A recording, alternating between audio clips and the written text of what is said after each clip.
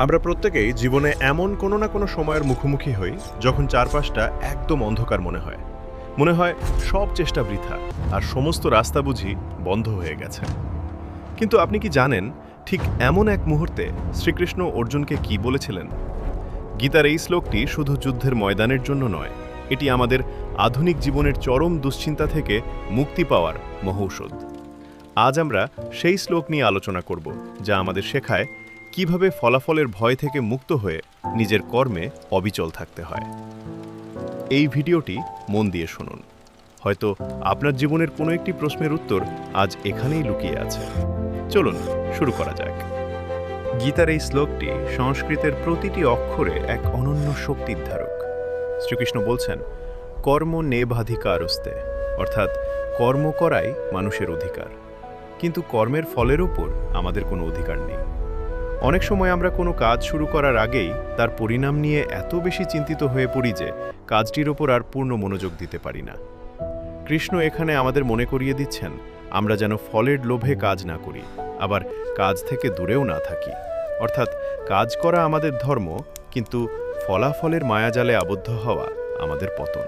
প্রশ্ন উঠতে পারে, ফলাফলের চিন্তা না করলে আমি ভালো কাজ করব কিভাবে? কৃষ্ণ এখানে বলছেন, কাজ এবং ফলের মধ্যে একটি সূক্ষ্ম পার্থক্য আছে। যখন আমরা ফলাফলের মোহে কাজ করি, তখন আমাদের মনোযোগ থাকে সাফল্যের দিকে, কাজের উপর নয়। আর যখন আমরা ফলাফলের আশা ছেড়ে দিই, তখন আমরা আমাদের সেরাটা দিতে পারি, কারণ তখন আমাদের মাথায় কোনো ভয় কাজ করে না। এই চিন্তামুক্ত অবস্থাই হলো প্রকৃত কর্মযোগ। এটি কেবল যুদ্ধের ময়দানে নয়, আপনার অফিসের কাজ হোক কিংবা ব্যক্তিগত জীবনের কোনো সিদ্ধান্ত, সব ক্ষেত্রেই প্রযোজ্য। একজন শিক্ষার্থীর কথা ভাবুন। সে যদি পরীক্ষার রেজাল্ট নিয়ে সারাক্ষণ চিন্তিত থাকে, তবে পড়াশোনায় মন বসানো অসম্ভব। কিন্তু সে যদি শুধু পাঠ্য বই পড়ার আনন্দ এবং জানার তৃপ্তির জন্য পড়াশোনা করে, তবে ফলাফল এমনিতেই ভালো হবে।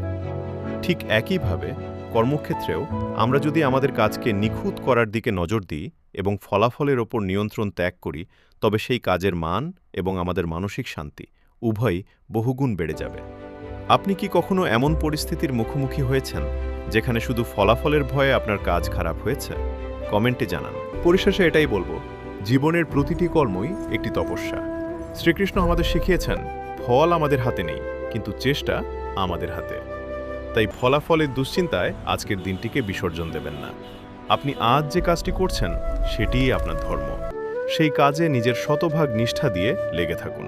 মনে রাখবেন, সঠিক কর্ম কখনোই বিফলে যায় না।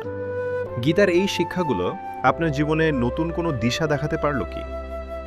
যদি ভিডিওটি ভালো লেগে থাকে, তবে বন্ধুদের সাথে শেয়ার করুন, কারণ আপনার একটি শেয়ার হয়তো কারো জীবনের কঠিন সময়ে শান্তি দিতে পারে। আর এমন আরও শ্লোকের গভীর ব্যাখ্যা জানতে চ্যানেলটি সাবস্ক্রাইব করে রাখুন। কমেন্টে জানান আপনার প্রিয় শ্লোক কোনটি। আগামী পর্বে আমরা গীতার অন্য কোনো গভীর সত্য নিয়ে আলোচনা করব। ততক্ষণ পর্যন্ত নিজের কর্মে অবিচল থাকুন। শুভ বিদায়।